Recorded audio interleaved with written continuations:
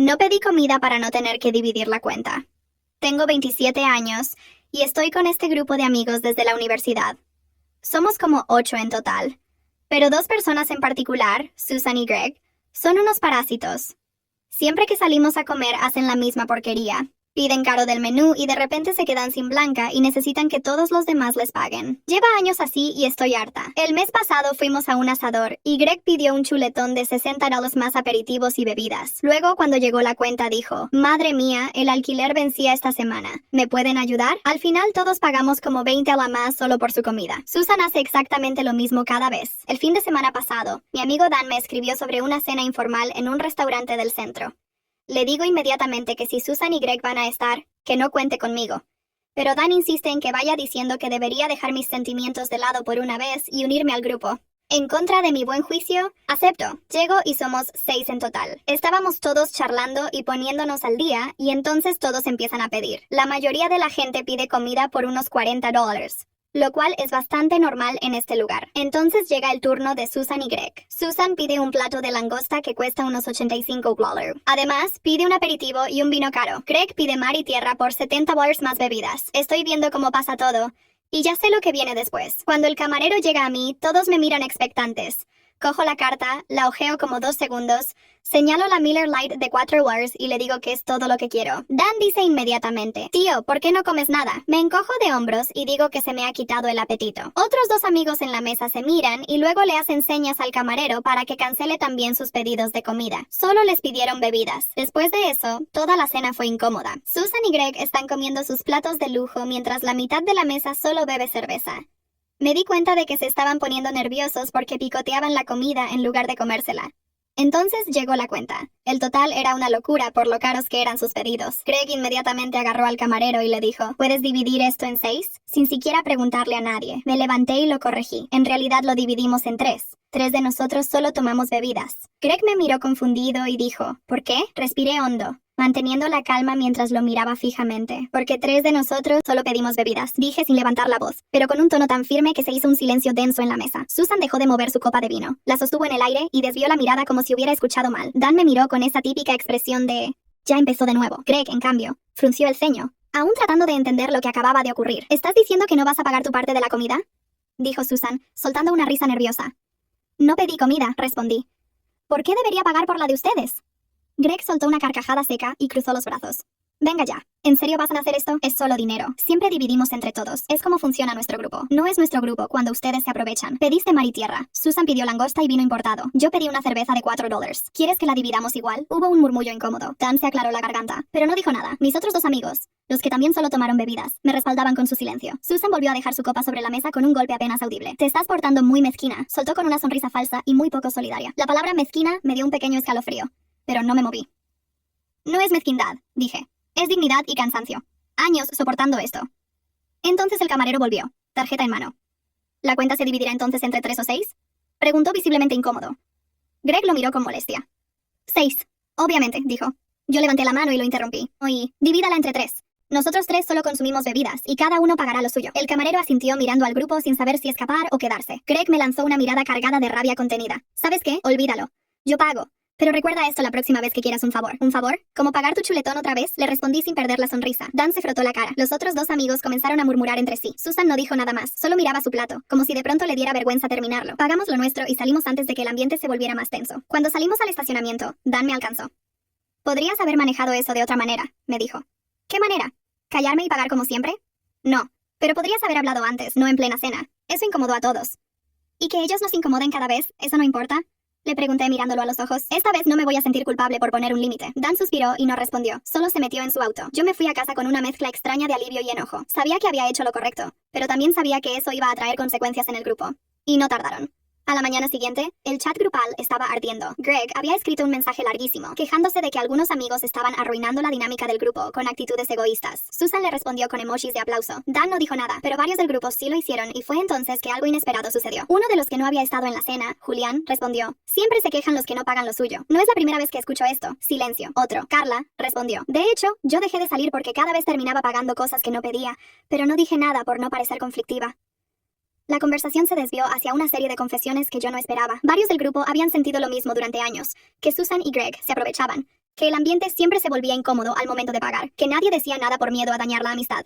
Y de pronto, lo que parecía un escándalo por mi negativa se transformó en un juicio grupal no planificado. Greg se salió del grupo. Susan también. Dan escribió más tarde de forma privada. Tal vez necesitábamos que alguien dijera algo, pero aún así duele como terminó todo. Yo no sabía si sentirme bien o mal. Había una parte de mí que se alegraba de haber dicho lo que muchos no se atrevieron a decir, pero también me dolía saber que algo que fue parte de mi vida tantos años se estaba fracturando. Lo que no sabía en ese momento era que esa fractura apenas estaba comenzando, porque 2 semanas después me llegó una invitación a una cena, pero esta vez una cena solo con los del otro bando y no estaba invitada. 2 semanas después de aquella noche tensa en el restaurante, recibí una notificación en el grupo de WhatsApp que aún no había abandonado. Era una imagen, una elegante invitación digital para una cena solo entre amigos cercanos, con lugar y hora. El mensaje decía: este sábado en casa de Susan, confirmar asistencia por privado. Leí el mensaje 3 veces. Luego vi la lista de reacciones, corazones, pulgares arriba, caritas sonrientes, y no pude evitar notar algo. Yo no estaba mencionada ni etiquetada, ni tampoco los 2 amigos que esa noche también se habían limitado a pedir bebidas. Era evidente. No fue un simple descuido. Fue un golpe bajo, cuidadosamente orquestado. Fui a revisar el grupo privado que tenía con esos 2 amigos, Nora y Esteban. ¿También vieron lo de la cena? Escribí. Esteban fue el primero en responder.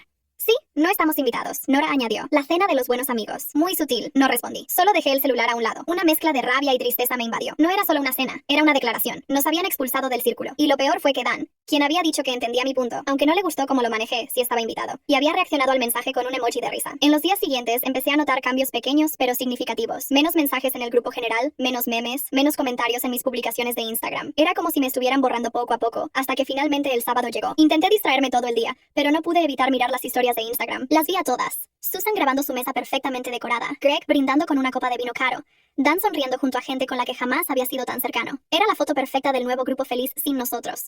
Y entonces una historia me hizo detener el dedo. Greg hablaba frente a la cámara en tono de broma mientras sostenía un vaso. Esta noche solo los que realmente saben compartir. ¡Salud! Susan se rió al fondo. Alguien más gritó. Sin mezquinos en la mesa. No me reí. No respondí. Pero dentro de mí algo se cerró definitivamente. El lunes siguiente, Dan me escribió por privado.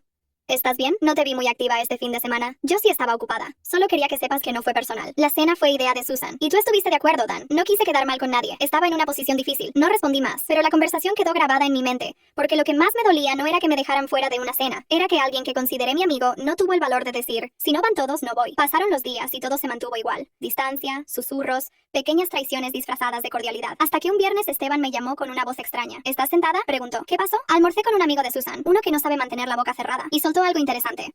Dijo que Susan estaba hablando de ti, diciendo que tú eras la que siempre generaba tensión en el grupo, que te gustaba el drama, que por eso ahora todo estaba más tranquilo. ¿Eso dijo? Eso y algo más. Está pensando en organizar una cena grande para celebrar su cumpleaños y va a hacerla coincidir con la fecha en que tú solías organizar las reuniones anuales del grupo. Ahí me di cuenta de que ya no era un malentendido.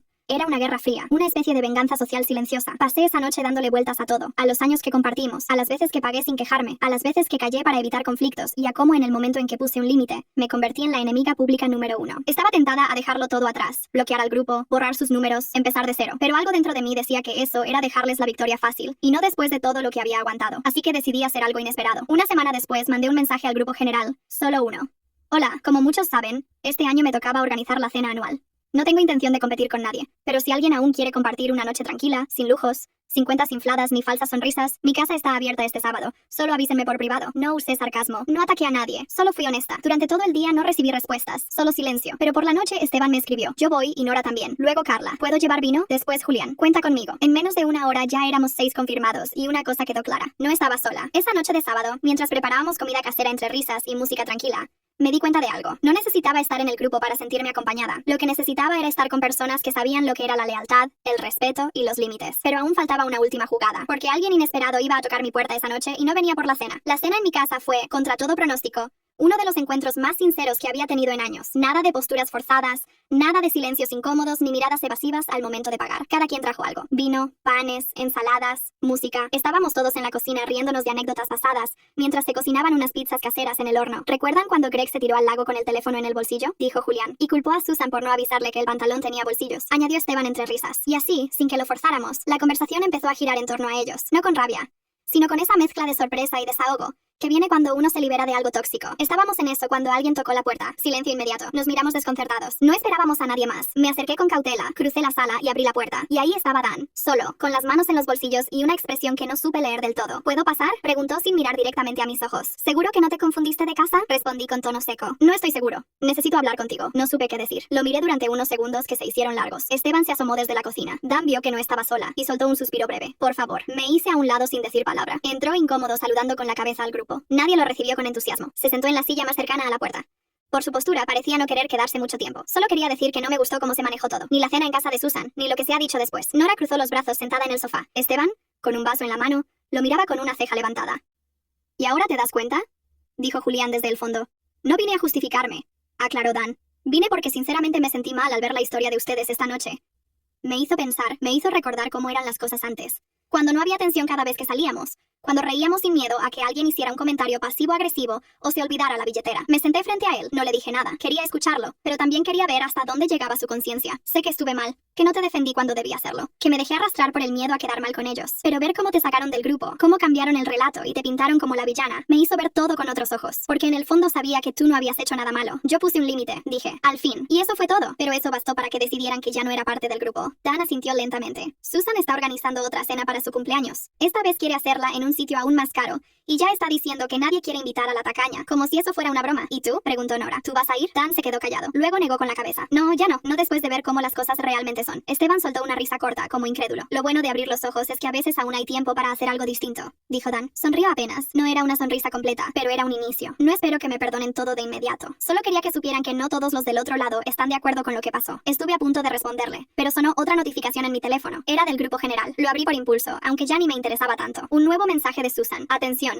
Quien asista a cenas organizadas por ciertas personas que no quieren pagar su parte, por favor absténganse de asistir a la mía. No quiero conflictos. Gracias. Me reí. Literalmente me reí. Dan también la vio porque enseguida sacó su celular. El grupo, por lo visto, estaba más polarizado que nunca. Y Susan, en su intento de organizar paz, estaba cavando su propio agujero. Parece que Susan ahora quiere ser la embajadora de la justicia social, bromeó Julián. Pues que disfrute su embajada vacía, respondió Nora. Dan se levantó. Se veía más relajado. Como si decir lo que había venido a decir le hubiera quitado un peso de encima. No quiero quitarles más tiempo. Solo quería decirles esto en persona, no por mensajes, porque cuando uno se equivoca, tiene que mirar a los ojos. Lo acompañé a la puerta. Gracias por venir, le dije. Pero si decides quedarte en este lado de la historia, más vale que lo hagas con coherencia. Lo haré. Cerré la puerta y por primera vez en semanas sentí que el aire estaba limpio, como si alguien hubiera abierto las ventanas del alma y dejado salir todo lo que sobraba. Al día siguiente, uno de los miembros antiguos del grupo, alguien que llevaba meses ausente, me escribió por privado. ¿Es cierto que ahora hay bandos? ¿Qué pasó? Le conté con calma, sin adornos. Solo la verdad. Su respuesta fue sencilla. Me sorprende, pero también me alegra que por fin alguien se atreviera a decirlo. Y con eso supe que lo que había empezado como una cena incómoda con una cerveza barata, se estaba transformando en algo mucho más grande. Una ruptura necesaria. Un antes y un después. Pero aún quedaba una última jugada y no sería mía, porque la persona que menos imaginaba iba a tomar cartas en el asunto. Y esta vez no había vuelta atrás. La semana siguiente pasó como una tormenta silenciosa. En el chat general apenas se hablaba. Solo circulaban mensajes triviales. Un meme sin gracia. Una foto de un plato de comida. El recordatorio de Susan para su cena de cumpleaños. Pero lo que realmente estaba pasando era mucho más denso. Se sentía como si todos supieran que algo estaba podrido, pero nadie quería ser el primero en decirlo, hasta que alguien lo dijo.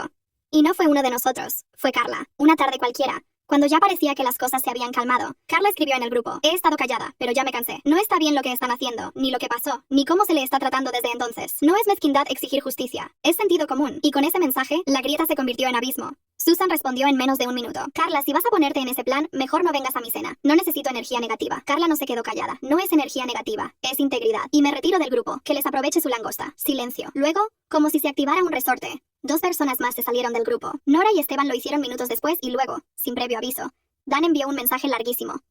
He guardado silencio, pero necesito decir algo. No es justo cómo tratamos a mi nombre. Yo estuve esa noche, vi lo que pasó.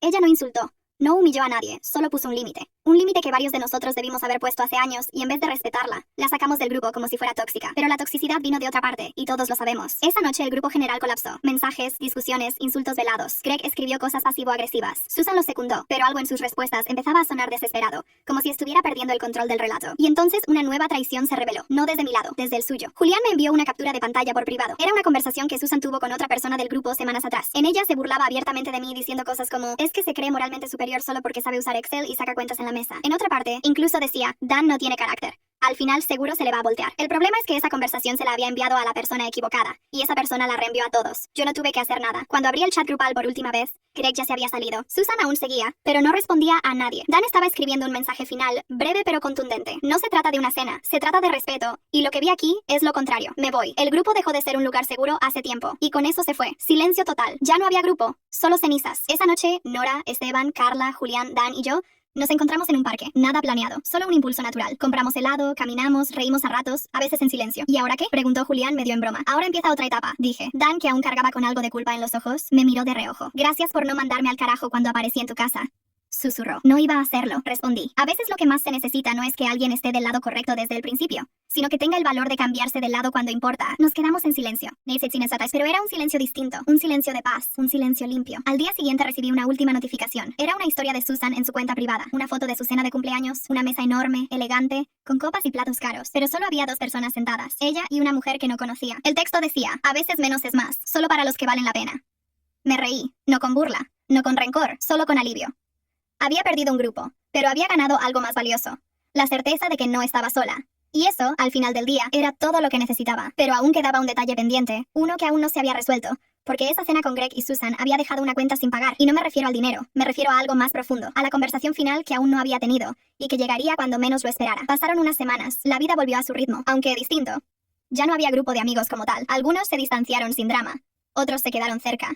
Las salidas eran más pequeñas, más tranquilas, más genuinas. La ausencia de tensión se sentía como un lujo recién descubierto. Y sin embargo, dentro de mí aún quedaba algo sin cerrar. No era odio ni ganas de venganza. Era más bien una curiosidad amarga. Quería entender, no justificar, no reconciliar, solo entender por qué. ¿Por qué Susan y Greg sentían que tenían derecho a aprovecharse? ¿Por qué hicieron de algo tan pequeño una guerra personal? ¿Por qué lo llevaron todo tan lejos? La respuesta llegó inesperadamente una tarde de sábado, cuando estaba en una cafetería leyendo sola.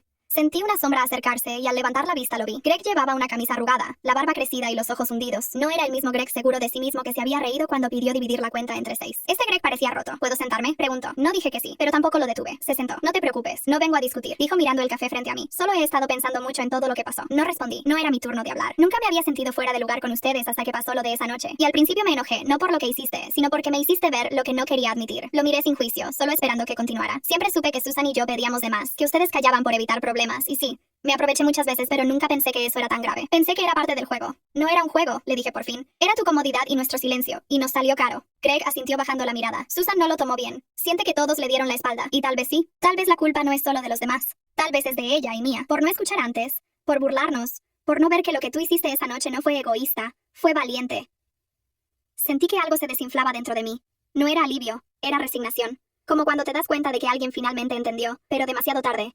No vine a pedir perdón, continuó Greg.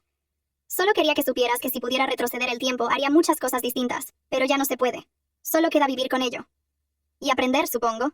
Asentí suavemente. Greg se levantó. Gracias por escucharme, dijo. Te deseo lo mejor, de verdad. Lo vi alejarse con pasos lentos, casi pesados, y por primera vez desde aquella noche en el restaurante, sentí que la historia estaba llegando a su fin, no con una explosión, sino con un suspiro. Esa noche recibí un mensaje inesperado. Susan solo decía, sé que no merezco que leas esto, pero igual lo escribo. Gracias por aguantar tanto tiempo. Nunca supe cómo ser una amiga que no fuera una carga. Lo lamento, lo leí 2 veces. No respondí. A veces la paz no viene de las palabras que dices, sino de las que ya no necesitas decir. El tiempo pasó y las cosas se acomodaron. Julián se mudó a otra ciudad. Nora se casó. Esteban empezó un emprendimiento y me pidió ayuda para sus cuentas. Dan, por su parte, se volvió un amigo más cercano, tal vez porque entendió, al igual que yo, que la lealtad no siempre se mide por el tiempo, sino por los momentos en que eliges hacer lo correcto. Una tarde, mientras conversábamos en mi sala, Dan me miró con media sonrisa. ¿Te acuerdas de la Miller Lite? Me reí. ¿Cómo olvidarla? Fue la cerveza más barata y la más cara emocionalmente hablando. Pero fue la que cambió todo. Sí, asentí. Esa cerveza me salvó de seguir pagando platos que no me correspondían, literal y metafóricamente. Nos reímos, pero en el fondo sabíamos que era cierto. A veces la vida se resume en decisiones pequeñas que desencadenan grandes cambios. No pedir comida aquella noche fue una forma de decir basta. Fue un grito silencioso, una línea trazada en la arena. Y aunque al principio dolió y removió todo a mi alrededor, me enseñó lo más importante, que no está mal poner límites. Que no está mal decir no, y que no todos los grupos merecen que te quedes. Si para eso tienes que traicionarte a ti misma. Hoy, cuando salgo a cenar con mis nuevos y verdaderos amigos, no miro con miedo la cuenta. No hago matemáticas mentales para ver cuánto voy a cubrir del otro. No tengo que fingir una sonrisa mientras alguien más se aprovecha. Hoy solo pido lo que quiero y pago solo lo mío. Y eso, créeme, vale mucho más que cualquier langosta.